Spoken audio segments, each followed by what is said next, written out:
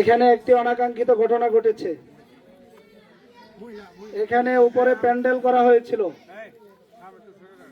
এই প্যান্ডেলটি স্থানীয় বিএনপির সভাপতি এসে উনি এই প্যান্ডেলটি খুলে নিয়ে চলে গিয়েছেন এবং এখানে যে সকল ভোটার ভাইয়েরা এসেছিলেন সে সকল ভোটার ভাইদেরকে উনি পাওয়ার দেখিয়ে, প্রভাব দেখিয়ে উনি তাদেরকে এখান থেকে তাড়িয়ে দিয়েছেন। এই ন্যাক্কারজনক আচরণের তীব্র নিন্দা আমি জানাচ্ছি। ভয় দেখিয়ে মানুষের মন জয় করা যাবে না, মন জয় করতে হবে ভালোবাসা দিয়ে। তাই আমি লকলা নালিতাবাড়ির বিএনপির প্রার্থী ইঞ্জিনিয়ার ফাহিম চৌধুরী ভাইকে আমি উদাত্ত আহ্বান জানাবো, আপনি অতি দ্রুত চর অষ্টদরের 4 নম্বর ওয়ার্ড সভাপতির ব্যাপারে আপনি অ্যাকশন নেবেন। এটা স্পষ্ট ঘোষণা, আপনি দ্রুত 4 নম্বর ওয়ার্ড সভাপতির উপর আপনি অ্যাকশন নেবেন।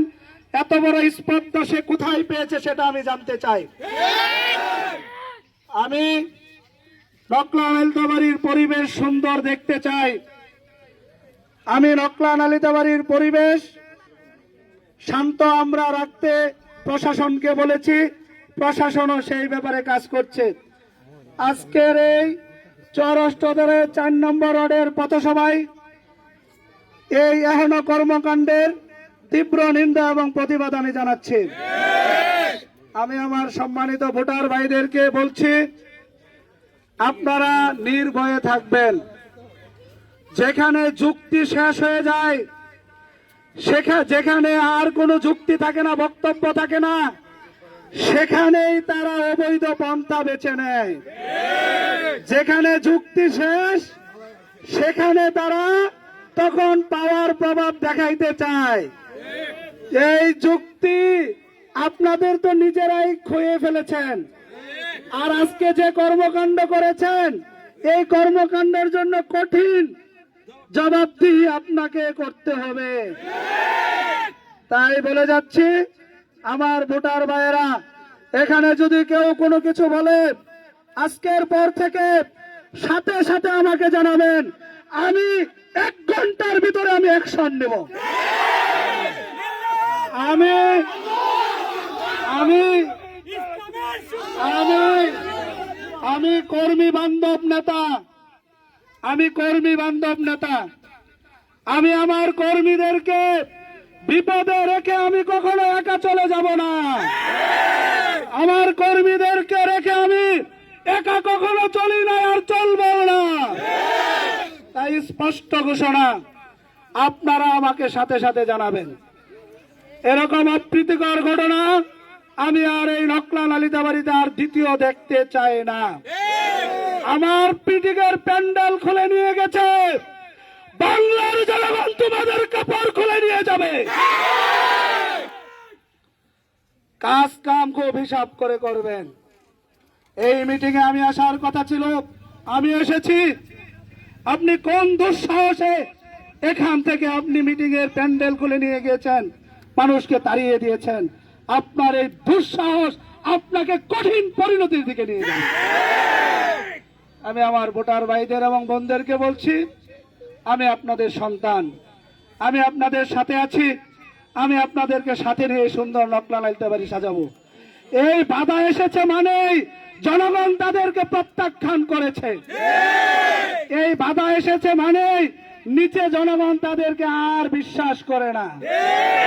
এখানে বাধা দিলেন, ভোট কেন্দ্রের পর্দার আড়ালে গিয়ে তো আর বাধা দিতে পারবেন না।